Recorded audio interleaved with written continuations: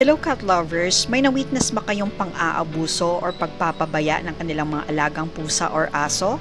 O di kaya yung mismong alaga nyo ay minamaltrato? Pag-uusapan natin ngayon kung ano-ano ang mga steps na pwedeng gawin. Para sa kaalaman ng lahat, may batas po tayo na maaring magpapakulong from 6 months to 1 year at magmulta hanggang 30,000 ang sinumang napatunayan na guilty sa pang-aabuso or neglect sa animals.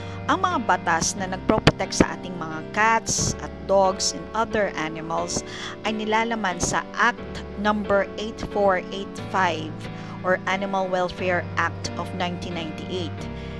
May Presidential Decree number 1602 or the Anti-Cruelty Law, and merong Republic Act number 10631 or the Philippine Animal Welfare Act of 2013. Ang pang-aabuso ay physical na pananakit sa hayop. Halimbawa na lang yung pagsipa, pagpalo, or pagbuhos ng mainit na tubig.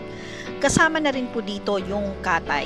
Ang neglect naman ay pagpapabaya tulad ng hindi pagbibigay ng pagkain at maiinom o maaari ding pagkulong sa kanila permanently. Maraming nagpo-post sa social media sa mga nawi-witness nilang krimen. But guys, hindi po nakakatulong ang social media. Madalas hindi po nakakarating sa otoridad ang mga post po natin. So ano nga ba ang dapat gawin? Una, gather evidences like photos and videos. Ihanda din po yung personal mong report about sa na-witness mo. Kung meron pong ibang testigo, makipag-ugnayan po sa kanila at kunin ang kanilang testimonial at mas maganda kung mapermahan nila. Pangalawa, tumawag ng 911 or 8888. Ito po yung emergency hotline number ng PNP dito sa Pilipinas.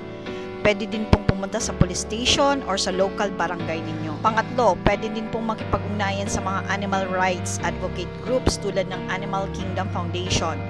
At pause, ilalagay ko po sa description ang kanilang information. Mga cat lovers, huwag po tayong matakot if ever may na-witness po tayong ganun. Krimen po ang ginagawa nila, hindi lang sa batas ng tao, kung hindi pati na sa batas ng Diyos. At kailangan po nilang malaman na hindi po tayo bulag. Kailangan din nilang malaman na may kasalanan sila at kailangan nilang pagbayaran. If you find this video helpful po, I'd like to request to please share it sa mga kapwa cat lovers and dog lovers. Marami pong salamat.